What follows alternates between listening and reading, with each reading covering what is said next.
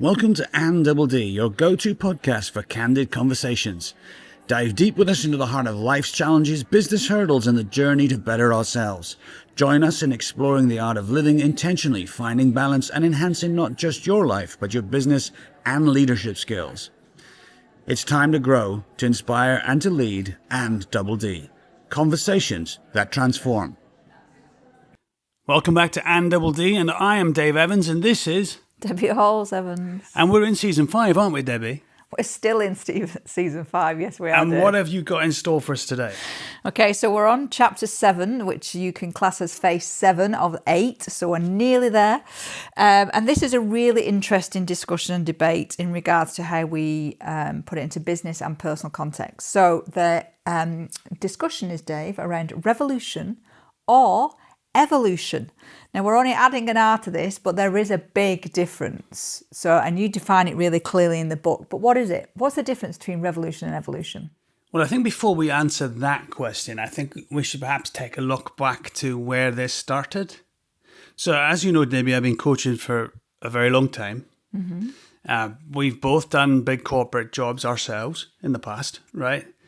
And the one thing we can all agree about is that sometimes when you use the word, wait for it, change.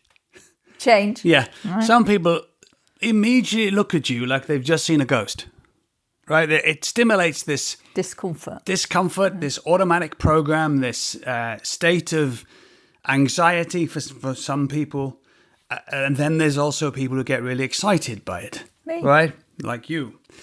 Now, the problem with change, I think, before we start looking at the difference between evolution and revolution, I'd like to put an idea out to those listening today in Leadership 2.0 that we consign the word change to past tense usage, right? Okay. So therefore, instead of talking about what do we need to change, you talk about past tense, look at what we have changed. See, when you reflect on change as a past tense exercise, it's a celebratory thing.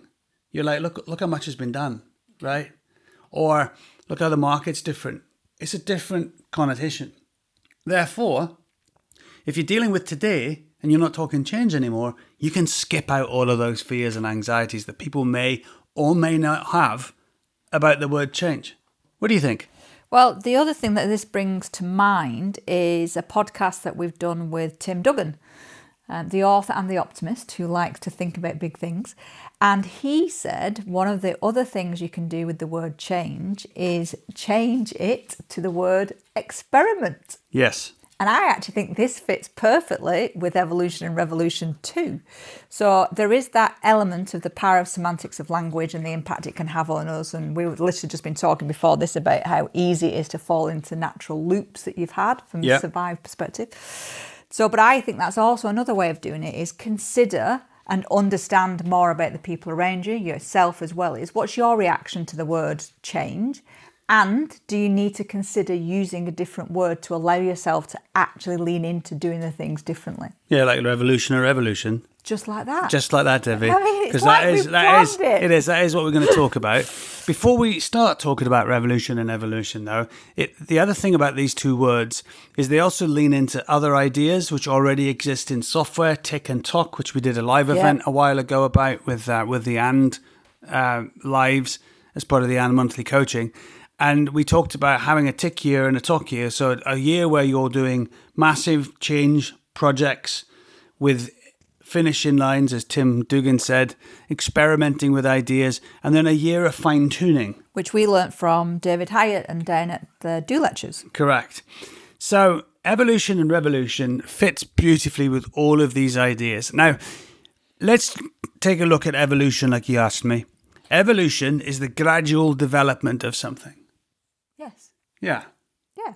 Over a wider period of time, a longer period of time. And I also think that the thing for me about evolution is, and I think you just touched on it before, is people see the start and the finish and they forget to see the elements in between. And I think that is really powerful. If we start to become more aware of the small elements in between of start to finish, and ultimately evolution is a never-ending process, isn't it? It's continuous.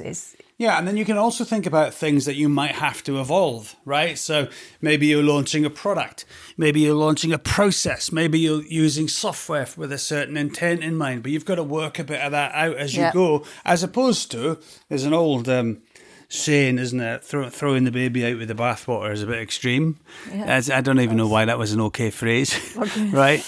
But that's like you get so fed up, you just start something new. Yeah, that's not a good idea, right? That's and not. And you also just things are bouncing around my head as we're talking, but you also talk about, if we're looking at process, and I think you could actually apply this to anything, is if you have a process within your business, or it's something that you're doing, maybe it's a discipline. Do it 100% right before you start to change it. And this allows you to be really direct about the evolution, right? Because you're going to be able to see the areas of improvement, but you've got to do it first, right? You've got to complete it. Yeah. And the other thing I like to highlight in the chapter is a straight look in the mirror here myself. Yeah. This book is an evolution. Yes, it is. It's transformed from its original idea to what it now is. And we've said in previous episodes, reviewing the leadership book, is we're both really proud of what it's become and how we've worked really hard together, you and I particularly, to make it in its current format. And I also thank you. And I also do think that it will continue to evolve as well, because I think leadership will change and evolve. And this is the revolution, I think, in regards to your Leadership 2.0, to model the leadership required of our time, regardless of the consequence to me. But I think the evolution is the continuous and gradual education of others. You know, we talk about, we work with the individual first to benefit the many. And I think that is an evolution in leadership itself. It is, yeah, 100%. So revolution, we keep that though for other situations. Yep. So if your market changes overnight, you probably need a revolution. You know, let's COVID is one, yeah. So however you run your business pre or during COVID, you probably had to do a revolution in terms of that. If you think about brands in the past, from those of you who are young enough or old enough to remember the cassette tape to CD, right? Swiss watches to battery watches, all things that iPods, iPods, MP3 players. The list goes on. Today, a digitalized world of AI. I've just had a thought, right? So you know when people moan about the iPhone and they'll say, "Oh, nothing's changed." What Apple is doing is they originally had a revolution with mobile phones. So think about where they started, how it looked prior to it coming on the market. And then they are in this evolution. They're gradually developing and it is changing, but it's the different elements that are changing. So those micro elements, the 1% incrementals that make the difference. So you can have revolution and evolution in your business. What a nice thing to do with evolution is we've just dismissed that. I'm about to endorse it. Okay. Have you just assumed? No, it's just the way you kind of looked at me. No, I was seeing my thoughts in my visual space, right? So a nice way to deal with this is right now at this point in time, we've got a list of things that we need to finish, right? Mm-hmm. And our normal business practices aren't allowing us to get as close to them as we want. So we are looking at how do we apply a revolution to that. And throughout July, I know you said to make this evergreen, but it could be any July, right? It could, but could be any on. July. Yeah. We've decided to completely revolutionize how we do business and do all of our work in July and August in the first 2 days of the week, so that we can spend 3 days a week on the business, on the future, on these things that need finished, so that we can serve our clients and know the answers to the problems that they're facing next. Because we know what the things are. We just got to do them. Yes. As you would say, GSD. Get shit done. Yep. So it's being open to a revolution. And another way, if you can't do that, you can apply a revolution to a list like that, to maybe one thing a month or 2 things a month that you decide you're going to revolve, and you're going to really say, Revolve. revolution. We're going to do this completely differently and find out what happens next. And I think that's the difference. Another really great technique in this is pre-mortem. So being in a business, we talked about this at our latest gathering, global gathering over in Mallorca. But having the ability to, when you want to do a revolution, going back to your point right at the beginning, is that people then have a fear, discomfort, they don't like change, whatever survival loop they're currently on. But you can do a pre-mortem, and a pre-mortem is literally a post-mortem, but you're doing it before you even start, and it creates a list of what-ifs.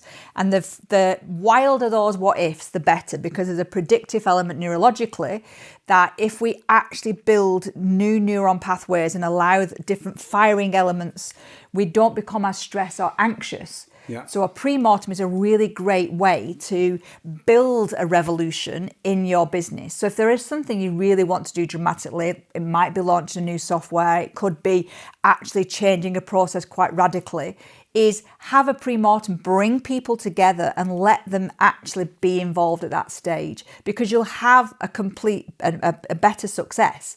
Because people are not as anxious, they're not as stressed, and they will continue to do it because you've already built those neurological safety nets ultimately before you start. That's a great idea, Debbie. Did you know, Debbie, Go on. that evolution is daily? Yeah. Did you know that? Because it's gradual. Correct. Yes. So Which makes it attainable, I think. yes. But do we think that we're evolving? As human beings, this is a really good discussion now you've said that. Because if you said to somebody, what is evolution? I would suspect they would say Charles Darwin. And they've missed the point, haven't we? Because that's a part of evolution, if you believe that, if that's one of your theories. But I think for me, like what you've just highlighted, is evolution is what am I doing every single day that is allowing me to improve or be that incremental element better. Mm-hmm.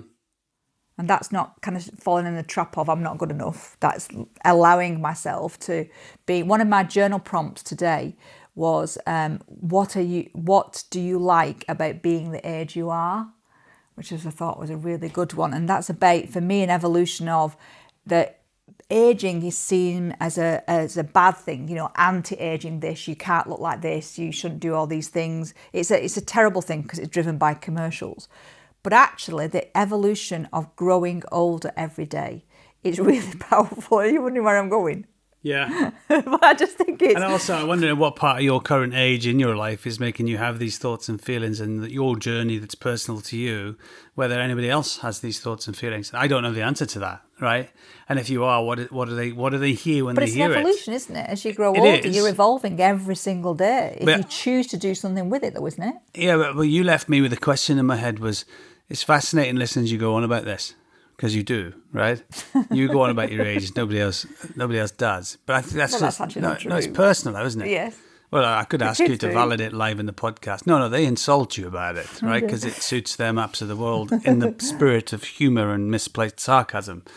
But would I change any of my combined knowledge, experience of life to date to go younger? No. Oh, gosh, no. Because I think that we have, I feel like there's a period in your life where all of your knowledge comes together, for good, for bad, or for worse. But even if it's for worse, it's better than it was 20 years ago. And actually, it's still become something. It's evolved into something, Okay, which is the this point is- you were making. Gone off a slight tangent. But so therefore, could we then say that we are daily evolving as a human being as we progress through our own lives? But then there are significant revolutions in our lives. So, life things that happen. So it could be moving house, it could be making a life decision but those are revolutions, right? Those are like big shift changes. Think about our move to Mallorca. That was a revolution. Well, no, before we jump onto our move to Mallorca, because I think you've raised a more important point before that. Okay. Moving house. Yes. In the detail within moving house, depending on what you're like, your personal space is disrupted. Depending on how good you are unpacking, they can go on for months for some people. Yeah. Whereas for some people, it's like, let's get this done. You and I are in that world. Let's get it done and not stop till it's finished so we can say that's over with. But it doesn't matter. Neither approach is right or wrong. But it's recognizing that that revolution of moving house has an impact on a person's well-being, their mood, their energy, everything to do with their work life, whatever it is they do, their rest periods, how they refuel, and so on. And so I think you hit on something there. The Mallorca one is interesting because then you also highlight rather extremely being in a completely different environment. Now, you could do that moving down the street. Yeah. You can do that moving to the street behind you. We know people who've done that too. It's when your pattern right? changes, isn't it? It's when everything. So, and I think maybe that's the disturbance of people thinking that a revolution.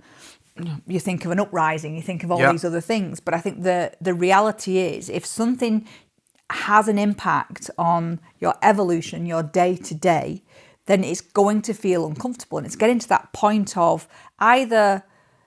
Now my brain's gone into a different tangent about belief. Does it connect to belief? So to be able to have a revolution in your life or in your business, do you have to have a greater sense of belief?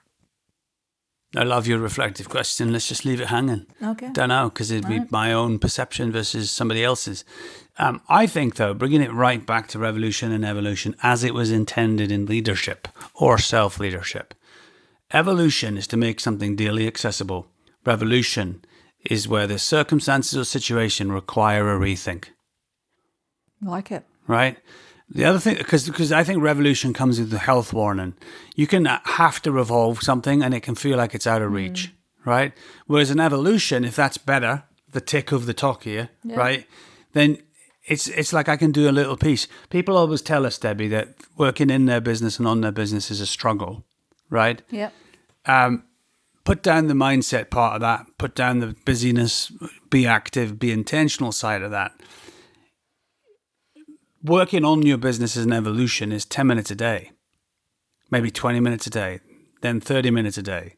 And it's not necessarily how little that is in the day you're in. It's what it stacks to in a 30-day period, right? That's where the value of moving evolution into play really makes a difference. Okay, so I think there's another question that goes here, going back to the book as well, is you give loads of examples of great companies that have evolved and also revolutionised as well. But I think there is also an element here is that people could believe that they revolutionise because they think it's a great idea and they've not thought it through. They've not considered the impact. You can think about the new shiny thing. Me in tech, I like the latest thing and I like to know about it, and you're a bit of a gadget man too. But we could revolutionise to the detriment of something that's already in a really good evolutionary state. You could, yeah. And also you could be working on something revolutionary whilst you're still evolving something else, because you have to work on something that's maybe a year or two away. That can also be confusing. Yeah. And the key to all of these examples is language. And we emphasize in the book, due to your influence, on the power of our words. The one thing we often as leaders forget to transform is our language. Yeah, well, and we see it everywhere, yeah. And everybody gets it wrong, right? It doesn't matter if we do it every day. It doesn't mean we get it right every day. You have to just be aware of it to self-correct. You have to prioritize your language. Yeah. And I think we've said this in previous podcasts. If you're listening to us for the first time, here's a frightening fact. AI is built on new language patterns, new language pathways, new language intelligence. The whole thing is words. And we undervalue words as society, as communities, and as companies. So true. Right? So suddenly AI is building this amazing capabilities using linguistics. And yet we sound the same. We tell the new story like the old one. We tell people we've changed and we speak the same way. We tell people that we want to be a different type of culture and we talk like the old one.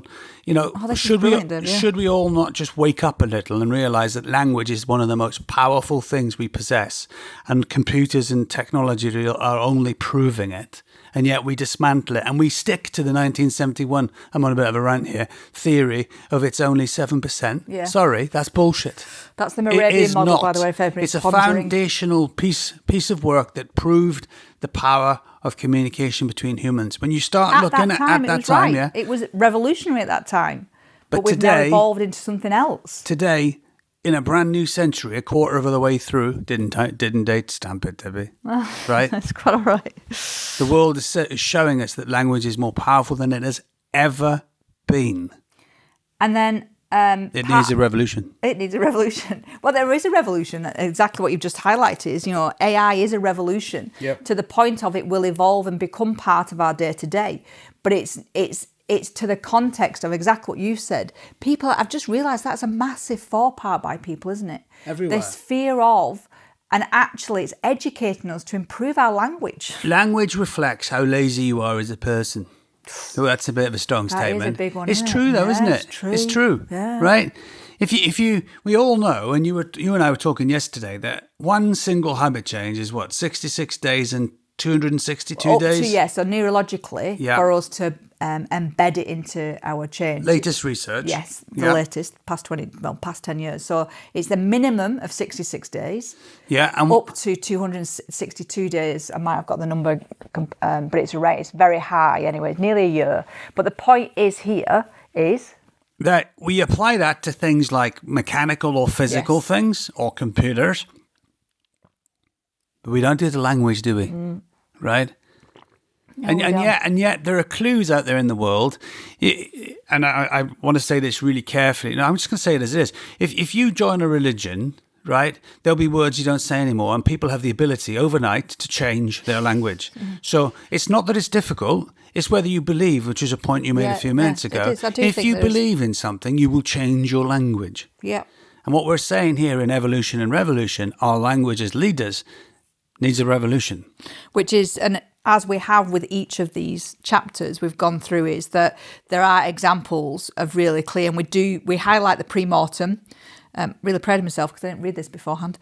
And then, which is great leadership. So having a pre-mortem and building that. One of the other things that highlighted in this, Dave, was going the deeper, was about what shadow do you cast? And I think it highlights this about your language as well. But it's, if you're in a place as a leader and things aren't changing the way that you want them to do, what shadow are you casting? Yeah. What impact are you actually having? Because it's just exactly what you've just said. Everybody has this expectation of everybody else to change, but then they choose not to do it themselves. Yeah. So therefore, why would they expect anybody else to support them? It's a good point. That was like a... Was it an answer moment? No, it wasn't. That's it was just But I'd also like to highlight, building on what you just said there, is there should be two-way grace with evolution and revolution, because I think I have a good friend who's a managing director, and many years ago in a workshop, he expressed that sometimes being the MD is the loneliest job in the world. Yep. And the riskiest job in the world. Now, if you're listening to this and you aspire to do that job, the risk part's not all the things you could imagine on a list of paper, right? Or business case studies or whatever it is. We were talking about sometimes you express your thoughts, right? And people believe you so much they go and do what it is you expressed as a thought. And then you get surprised that they did something that you didn't even want them to do because they didn't check the boundaries about what you were doing at that time, and they took your words as literal. At the same time, you could take that same scenario. You could be on the other side of the table, sat on your own seat, going, oh, they always change their mind. No, they're expressing their thoughts with you. It's actually a moment of trust. It's actually a moment of, vulnerability, safety. And yet, as humans, we turn those into, oh no, they keep changing their mind. So I don't know what to do. No, that's you staying on your map, not moving towards the opportunity in front of you and going, what can I do in this great moment of trust and opportunity to do something different? Coming back to and at the same time. Yeah. Do something different. Yeah. Well, the other thing I just want to highlight as well is one of the things that we've put in about leadership or leadership examples, so you can start to become more self-aware of evolution and revolution in you, is to actually have a revolution in your business. So whether it's new process launch, whatever it is that you want to do, people have got to understand what you are doing and why you're doing it. And it goes back to our framework, right? You've got to know the why. You've got to have a why factor. But you've also got to have a really clear understanding of what the values in your business are. Because to revolutionise and to go against your value set, which a lot of people do, they decide they're going to do something and it's a complete opposite of how they genuinely have values or whatever you've described to people. Leadership is that you decide to throw all that in the air, ignore it, and you just go down a different path. And it's not going to work. Yes. And that's the reason why then people go, oh, it's never going to work. Because it doesn't align. Things don't connect together. So I think that's important. Thanks, Dave, for keep repeating and saying yes. It's much appreciated. Now, the other thing, you always like to ask me in this particular season about what leadership and leadership is. Which I was just doing then, yeah. You were doing, yeah. But did you find yourself in a Debbie rant? I did, yeah. You did, yeah. It did sound like it. We both had a few in this episode because I think it's really important to consign change to past tense and to start talking evolution and then know when it's time to do a full revolution. So let's have a look at leadership. Revolution or revolution first. So it's using language that inflames anxiety, fear, and uncertainty. Sometimes you have to, but what we're talking about here is doing it carelessly, right? When you say things that terrify the other person and you notice it and you don't do anything to fix it, that's leadership. Well, I'm going to challenge you on that one. I don't think there's ever a time when you should ever inflame anxiety, fear, or insecurity in another person. I think there's a difference here for me is because that's driven by ego. That's very old style. That's not leadership 2.0 about, leaning into the consequences that you need to be able to help other people. I think we've got to leadership is about ego. You choose to revolutionize something even after doing a post-mortem and being told it's not the right thing or the right time for your business. That to me is leadership.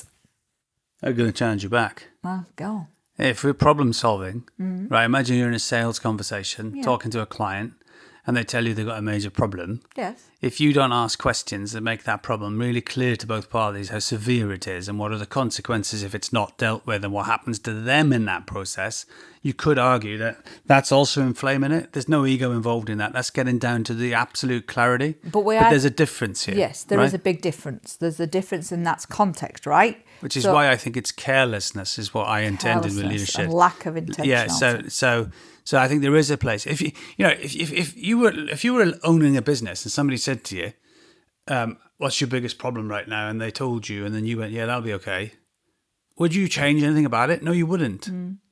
But if you don't paint the picture of what consequences are, personalised to the type of conversation you're having, neither party takes action. It's like you've written a book about it, Dave, because the next part is about the leadership is hide plans, you hide thoughts, ideas, you force others to join in, which I think we've just highlighted there. And then you disconnect from any challenge or question, so you dismiss evolution or revolution as fluffy. So you just go, whatever, no, we're going to do it my way. What's that horrible statement? My way or the highway. I had a discussion with one of our clients the other day and it was all about staying in your lane and how I've always struggled with that as a context. But for some people, there's a different tangent. I'm not going there. But anyway, it's that thing. Just again, language. It's all language based. But let's you see, we have to be really careful because sometimes we can dismiss these idioms and not remember their original context. So can I share what my way or the highway is? Yes. Right. That was never meant as do as I say or get out. That's the end of the road comment from a long process. So that's someone who's been coached, get on board, work together. That's been someone who's been offered coaching, career support, redirection. That's somebody, and they still at each point don't agree to believe in where the business is going. The end of that conversation ends as my way or the highway as an idiotic summary, right? What people think it is just ego going, no, you do it my way or that's it. That's how it's used, though, right? That is how it's used, But that's an evolution of an idiom, right? So that's ultimately, there's so many in society that we misuse the phrases, to the advantage of the person who's then using it passively aggressively normally to get their own way. And at the same time, just doing leadership and leadership are the same phrase. If you're in a business and you won't get on board with where that business is going, even if you're right, and the business is going that way anyway, how can you expect to stay? Yeah. You're going against the energy force in that business, and it'll survive without you. Yep. And that's another... Well, that's a difference, because actually most things will. Yeah. All right, so just in regards to his evolution and revolution, you said some really great things around consign change to past tense. I think that's really important. We've talked about, in this particular context of language and its impact, and it's a choice. And, it's the whole thing of, if I said to you, here's £1 million, will you change your language today? The person would probably go, yes. So it's a true choice if that person doesn't. Could you imagine if you got offered to get paid £1 million right now today, and you could only speak for the next 6 months like in another language completely? What would you do? really give that a go. Give it a go, wouldn't you? Yeah, I'd really give that a go. That'd Anyway, be quite good. Not for the money, I'm more up for the experiment of that one. That's an interesting experiment. Anyway, is there anything that you want to say in regards to evolution and revolution and phase 7 of leadership or leadership? See? No, I won't go there. No, I think you summarised it beautifully. Let's consign change to the past. Let's put a D on the end of it. Let's use it to celebrate things you've done or to look at circumstances that have altered, right? And then let's ditch it after that. Let's focus on evolution as something we can all do every day. Let's agree what that is. As a team, let's just evolve one thing today, right? Here's something I know that helps with that. The D-logs, Debbie. Let's all do a D-log today. 3 minutes a day. Right. Neurologically, there's a new book out called Rewire by Nicole Vignola, and actually it embeds the fact that 3 minutes a day will transform you neurologically. Get on the D-logs. That's right. And in the next season, you're going to learn about something called experiment from Tim Duggan. Now, the thing about that, if you've got a revolution that you need to do, why not experiment with it first? Find out. Pre-mortem. Yep. Pre-mortem, Love Debbie. it. And of course, this has been Anne Double D looking at evolution and revolution in the 8 Faces of Leadership from the book Leadership or Leadership. And you're going to join us from now on and become a much better leader, modelling the leadership required of our time together to improve people regardless of the consequences. Thank you for tuning in to Anne.Double D. For ongoing inspiration, follow us at Anne.Scott on Instagram and online. Keep going, keep inspiring. Until our next episode.